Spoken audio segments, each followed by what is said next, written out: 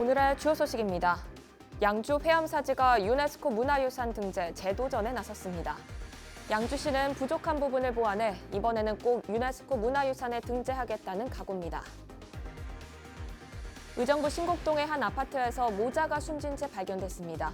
20대 지체장애를 가진 아들과 그를 돌보던 50대 여성이 숨져 있는 것을 경찰이 확인했는데 집 안에는 아들을 돌보기 힘들었다는 유서가 발견됐습니다.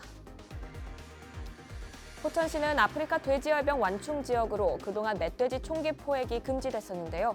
정부가 총기 포획을 허용하기로 했습니다.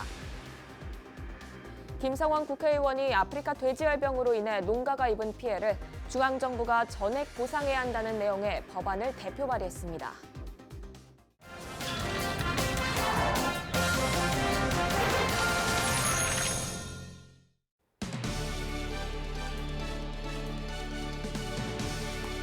여러분 안녕하십니까? 헬로티비 뉴스 나라입니다. 오늘의 첫 소식입니다. 양주 회암사지가 유네스코 문화유산 등재 도전에 나섰습니다. 이번이 두 번째 도전인데요. 양주시는 부족한 부분을 보완해 이번에는 꼭 유네스코 문화유산에 등재하겠다는 각오입니다. 김소영 기자입니다. 양주시 회암동에 위치한 사적 제128호 양주 회암사지입니다. 지금은 회암사의 웅장함을 품고 사찰터만 남아 있습니다. 회암사지는 지난 1997년부터 2016년까지 20여 년 동안 발굴 조사가 진행됐고 사찰의 규모와 위상을 보여주는 많은 유적과 유물들이 발견됐습니다.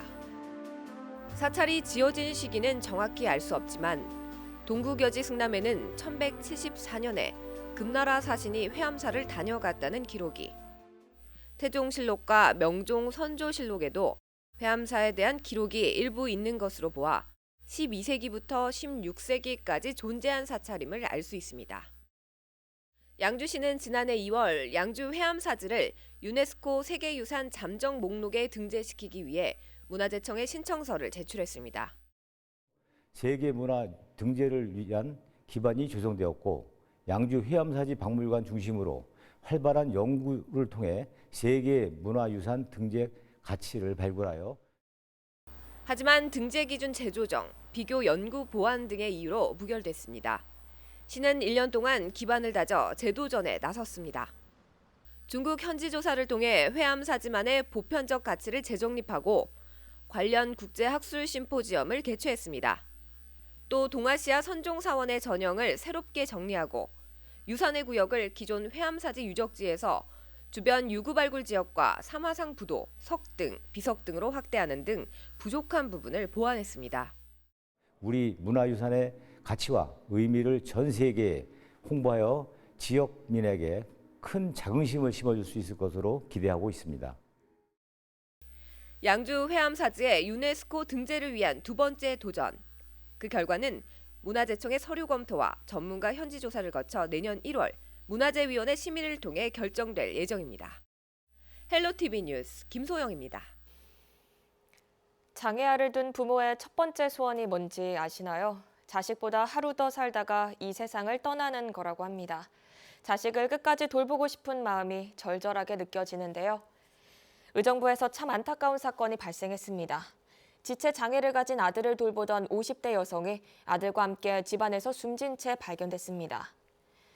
의정부 경찰서는 지난 23일 오후 6시쯤 의정부시 신곡동의 한 아파트에서 50대 어머니 A씨와 20대 아들 B씨가 집안에 숨져 있는 것을 발견했습니다. 발견 당시 모자는 각각 다른 방에 있었는데요. 외부 침입 흔적은 발견되지 않았다고 합니다. 현장에는 어머니가 남긴 것으로 보이는 유서가 발견됐습니다. 유서에는 지체장애 2급을 앓고 있는 아들을 돌보는 것이 너무 힘들다는 내용이 적힌 것으로 알려졌습니다. 경찰은 어머니 A씨가 아들 B씨의 숨을 멎게 한 뒤 스스로 극단적 선택을 했을 가능성이 큰 것으로 보고 모자의 시신을 부검 의뢰하기로 결정했습니다. 네, 방금 말씀드린 대로 외부 침입 흔적이 없었기 때문에 어머니가 극단적인 선택을 한 것이 아닌가에 무게가 실리고 있는데요. 혹시 주변에 비슷한 어려움이나 우울증 등으로 어려움을 겪는 가족이나 지인이 있다면 도움을 줄 수 있는 기관들이 있습니다. 도움이 되셨으면 좋겠습니다. 다음 소식입니다. 포천시는 아프리카 돼지열병 완충 지역으로 총기 포획이 금지됐었죠. 시는 아프리카 돼지열병 확산 방지를 위해 총기 포획 허용을 정부에 지속적으로 건의했는데요.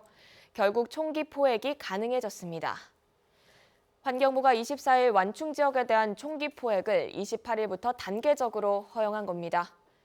그동안 경기 북부에서는 연천군과 파주시가 발생 지역으로 포천시와 동두천시, 양주시 등이 완충 지역으로 묶여 포획 트랩으로만 멧돼지를 포획했었는데요. 이번에 총기 포획이 가능해지면서 시는 전문 포획단을 구성해 순차적으로 포획 활동을 펼칠 계획도 세웠습니다. 시는 포천이 뚫리면 경기 북부가 뚫린다는 각오로 아프리카 돼지열병 방어에 최선을 다하고 있다고 전했습니다.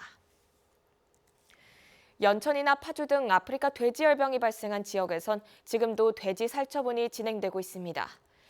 예방적 차원이라고 하지만 농가 입장에선 피눈물 나는 일인데요.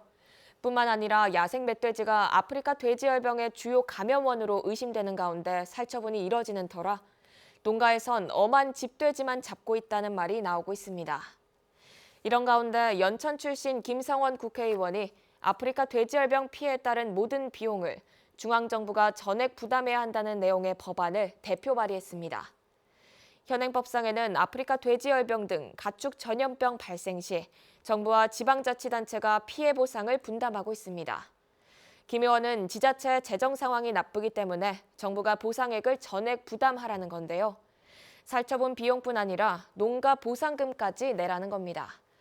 김 의원은 또 이번 법안에서 보상금 지급 대상자도 확대해야 한다고 주장했습니다. 현행법상으론 가축의 소유자만 보상금을 받을 수 있는데 이를 가축 관련 가공, 유통, 판매업자 등에게도 보상을 한다는 지적입니다. 과연 김 의원이 대표 발의한 이 법안이 국회를 통과할 수 있을까요? 관련 소식 나오는 대로 전해드리겠습니다.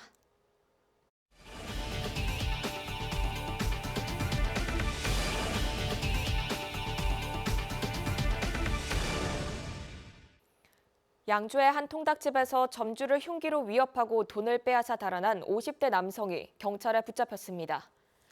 54살 A씨는 지난 22일 오후 11시 10분쯤 양주 시내 한 통닭집에 침입해 점주를 흉기로 위협한 뒤 30만 원을 빼앗아 달아났습니다. 경찰 조사에서 A씨는 사는 게 힘들어서 그랬다고 진술한 것으로 전해졌습니다. 경찰은 A씨에 대해 구속영장을 신청할 방침입니다. 21대 국회의원 선거가 6개월 정도 남았습니다.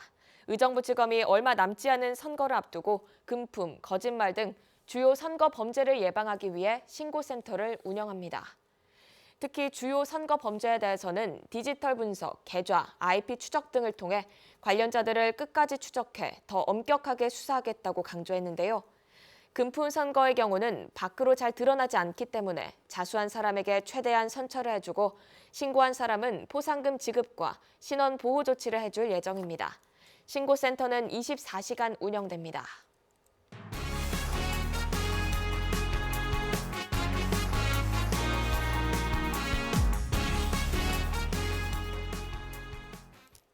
경기도가 도정 핵심 가치인 공정한 세상을 위해 공정거래위원회와 손을 잡았습니다.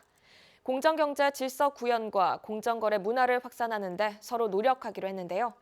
경기도는 이 자리에서 공정하고 투명하며 정의로운 경기도를 목표로 한 공정 2020 비전도 발표했습니다. 최창순 기자입니다. 경기도와 공정거래위원회가 공정한 경제질서 구현과 공정거래 문화 확산을 위해 협업체계를 구축했습니다. 도와 공정위는 업무 협약을 맺고 불공정 행위 구제 협력 체계와 공동 실태조사, 소비자 권익 보호 및 안전 방안, 실무 협의체 운영 등을 함께 추진해 나가기로 했습니다. 공정위는 경기도와 함께 협업 체계를 강화하고 긴밀히 소통하며 활력이 넘치는 공정 경제를 만들기 위한 모든 지원을 아끼지 않을 것임을 약속드리겠습니다. 과거의 그 잘못된 관행이나 제도가 계속될 것인지 아니면 새로운 희망을 만들 것인지 어쨌든 거기에 저는 공정의 가치가 핵심이라고 봅니다. 어쨌든 새로운 모범을 한번 만들어 보도록 노력하겠고요. 이재명 경기도지사는 경기도에서만큼은 절대 불공정 행위를 할 수 없도록 하겠다며 공정위 권한 일부를 위임해 줄 것을 요청했습니다. 업무 협약 체결과 함께 경기도는 공정하고 투명하며 정의로운 경기도를 만들기 위한 공정 2020 비전도 발표했습니다. 공정한 경제 질서 구현과 조세 정의 실현, 불공정 불법 행위 없는 공정한 경기 등 3대 전략을 추진할 계획. 강자를 누르고 약자를 돕는다는 억강비약을 바탕으로 체납관리단 운영을 확대하고 고액 상습 체납 징수 강화, 민생경제 범죄 수사 실시 등을 통해 공정경제를 구현하겠다는 구상입니다. 한편 경기도는 지난 7월 전국 지자체 최초로 공정국을 신설하는 등 공정한 경기도 구현을 위한 다각적인 노력을 기울이고 있습니다. 경기추TV 최창순입니다. 양주시 시설관리공단이 2019년 전국 시군구 지방공단 우수사례 경진대회에서 리빙랩 프로젝트로 장려상을 수상했습니다. 리빙랩 프로젝트 시민들이 사회 문제를 직접 찾아내 스스로 해결하는 시민 주도형 혁신 프로젝트인데요. 올해 초부터 진행했습니다. 여기에 양주시 사회적경제지원센터, CJ헬로 나라방송 등이 함께 참여해 지역 문제 해결에 노력했다는 점이 특징인데요. 특히 무단 투기 해결, 자원 재활용 강화 등의 주제가 좋은 평가를 받았습니다. 시민과 기업이 함께 만들어가는 리빙랩 프로젝트로 양주시가 한층 더 밝아지길 기대해보겠습니다. 경기도 교육청이 유치원에 대한 감사를 벌여 지원금을 부정 사용한 유치원 50곳을 적발해 공개했습니다. 적발된 유치원은 사립 45곳과 공립 5곳이며 부정 사용 지원금은 45억 원에 이릅니다. 또 135억 원의 세금 탈루가 의심되는 유치원 40곳은 국세청에 통보할 예정입니다. 지난 6월부터 시작된 경기도 교육청의 유치원 감사는 이번이 5번째며 지금까지 감사 처분이 확정된 곳은 132곳입니다.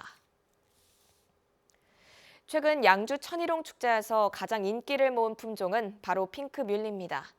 양주뿐 아니라 핑크뮬리 군락지가 가을철 사진 명소로 입소문을 타면서 어딜 가나 쉽게 볼 수 있게 됐는데요. 하지만 국내 생태계를 교란할 수 있는 가능성이 있어 우려가 커지고 있습니다. 환경부는 검토 후에 올해 안으로 위해성 등급을 매길 예정입니다. 권수경 기자입니다. 지난해 대구 혁신도시 안에 조성된 핑크뮬리 단지입니다. 올해는 식재 규모를 3배 넘게 늘렸습니다. 뭔가 이제 공원에 저희들이 볼거리 좀 장수를 하려고 이렇게가 핑크뮬리를 심겨댔습니다. 경주 가가지고 보고 괜찮다는 생각도 있고. 바람에 하늘거리는 분홍빛 물결이 시민들을 사로잡습니다. 너무 예뻐요. 친구한테 핑크뮬리 보러 간다 그러니까 가서 인생샷 남겨가지고 오라고. 그래서 사진 오늘 많이 찍어서 가려고요. 시민들의 발길이 이어지자 각 지자체와 공공기관들은 너도나도 핑크뮬리를 심기 시작했습니다. 지난해 환경부가 추산한 자료를 보면 대구에만 7곳, 경북엔 8곳이 조성됐습니다. 전국의 핑크뮬리 군락지는 11만 2천여 제곱미터로 축구장 면적의 15배가 넘습니다. 개인이 직접 심은 건 집계에 포함되지 않아 실제 면적은 더 넓을 것으로 예상됩니다. 문제는 핑크뮬리가 국내 생태계를 교란할 수 있는 유해성 검증을 받지 않은 식물이란 겁니다. 품종 특성상 환경에 관계없이 비교적 잘 자라고 한번 뿌리를 박으면 빠르게 확산합니다.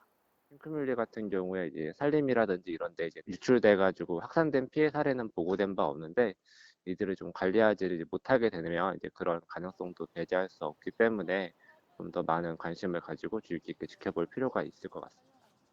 환경부는 정밀 조사를 거쳐 위해성이 크다면 생태 교란종으로 지정하는 걸 검토하고 있습니다. 5년 전 제주도에 처음 심어져 불과 4년 만에 급속히 퍼진 핑크뮬리. 걷잡을 수 없이 확산되면 손을 쓸 수 없기 때문에 빠른 검토와 대책이 필요해 보입니다. 헬로티비 뉴스 권수경입니다. 이어서 날씨 정보입니다. 밤사이에 찬 공기가 유입되며 주말엔 기온이 뚝 떨어지겠습니다. 아침 기온은 3도에서 시작하겠는데요. 전날과 비교해 10도 가까이 크게 차이 나니 옷차림 단단히 하시기 바랍니다. 경기 북부 주간 날씨입니다. 다음 주 월요일 오후부터 화요일 오전까지 비 소식이 있습니다. 수요일부터는 다시 맑은 날씨를 회복하겠습니다. 다음은 생활지수입니다. 미세먼지 없이 공기가 깨끗해 맑은 하늘을 볼 수 있겠습니다. 다만 일교차가 크게 벌어지니 아침 저녁으로 난방을 해주시는 게 좋겠습니다. 날씨였습니다.